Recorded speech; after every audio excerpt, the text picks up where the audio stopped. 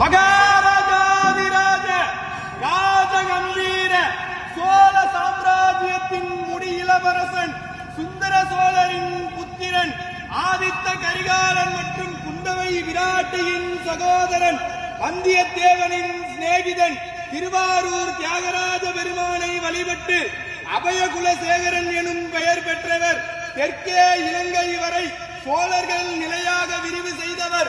தெய்வீகமான சொல்லாற்றும் நீதிமானாக இருந்து அருள்மொழிவர்மன் சேர சோழ பாண்டிய நிலைகளை ஆட்சி செய்த மும்முடி சோழன், கலைஞர் கோட்டையை வென்ற கலைஞர சோழன், கோயில்களை கட்டிய திருக்கோயில் சோழன், மக்கள் நலன் நியாயம் காட்டிய மண்மணி சோழன், தஞ்சையை ஆண்ட தஞ்சை வல்லவன், சிவபக்தியில் சிறந்த சிவபாத சேகரன், திருமுறை கண்ட சோழன், மகா கலைஞன், மாநகர் அரசன், கடல் வீரன், சோழ வம்சத்தின் மிகச்சிறந்த ஆளுமை கொண்ட தெய்வீக அரசன், நம் பெரும்பாட்டன் பேரரசன் ராஜராஜ சோழன் வருகிறார் வருகிறார் வருகிறார்.